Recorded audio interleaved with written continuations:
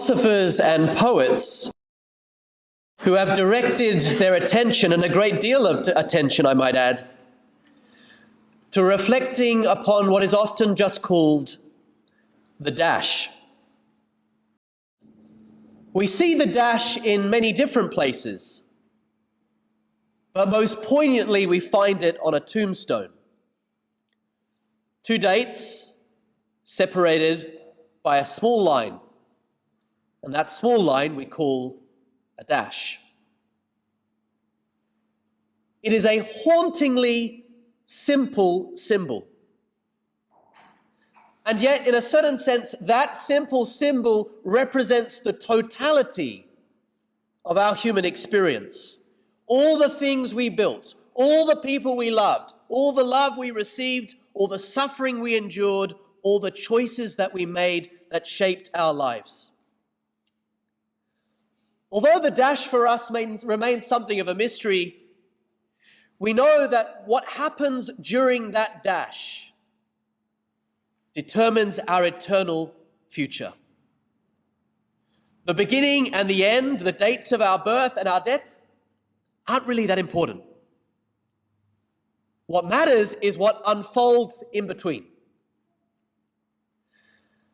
In truth, our lives are full of such in-between moments. We begin a career, and eventually it ends and we move on. We form a friendship, and for whatever reason, circumstances change and we move on. We move from one chapter of our life to the next. We're always suspended between what was and what will be. But without doubt, what's most important in our lives is what happens in between, what happens on the way. That's what's most important. How did I change? For better or for worse?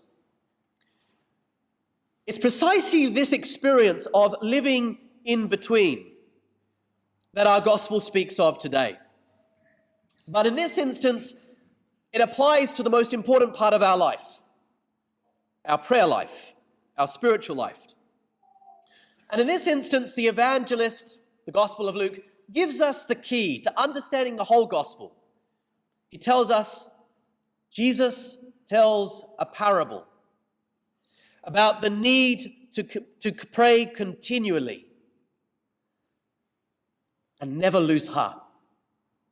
Never lose heart. What a grace to desire. What a blessing to receive, to never lose heart, to never give up. Because, we never lose heart at the beginning and we never lose heart at the end. It's always in the state of living in between. That's when we risk losing heart. That's when we're tempted to give up.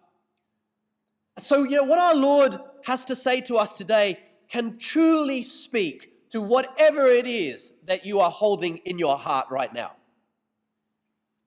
If you feel inclined to give up on something that you deep down know is important, or if you are finding it hard to keep praying because your prayer life is growing quiet, distant, or arid in recent times, then this gospel's for you.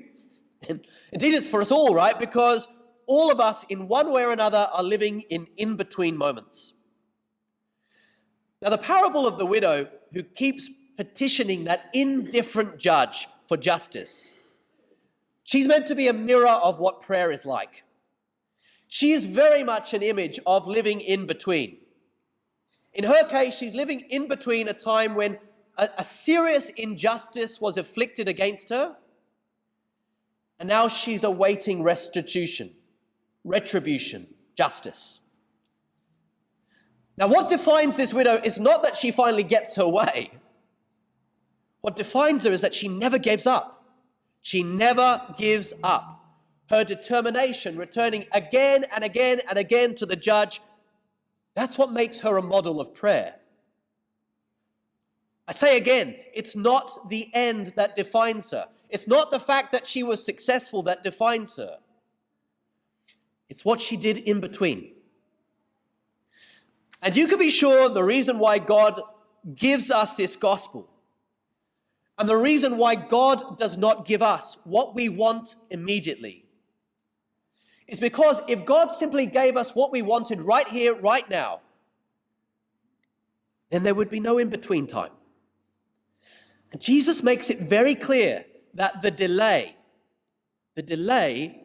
is part of the plan. It's part of God's plan. Jesus says, "Now will not God see justice done to those who cry out to him day and night, even when he delays helping them?"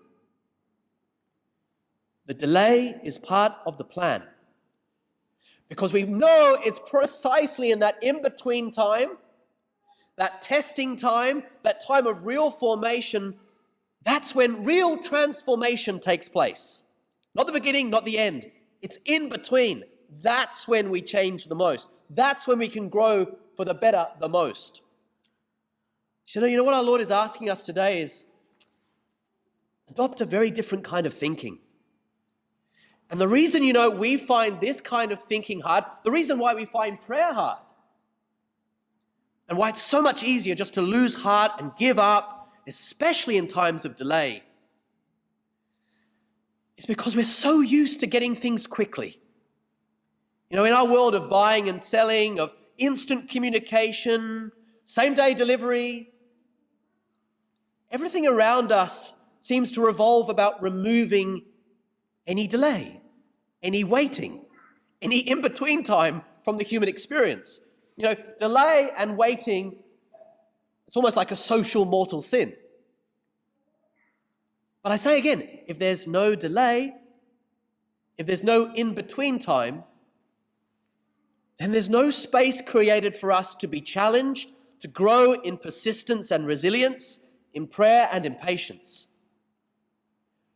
One of the biggest challenges for us today as individuals and as a church is counteracting the shallowness of faith. The shallowness of faith. And there can be many dimensions to this, but let me just fixate on one. Perhaps one of the most common. One of the biggest reasons for the shallowness of people's faith, why they give up, why they lose heart, is what I would call intellectual stagnation. Intellectual stagnation. Many people give up studying their faith or challenging themselves to grow intellectually with respect to the teachings of the church once they finish school. So whilst their knowledge of business grows, their knowledge of science grows, their grasp of things divine remains childish. We finish school, we get the basics from Catholic education, say, and we think that's the end of the story. But a faith that is not deepened is easily shaken, will easily be given up.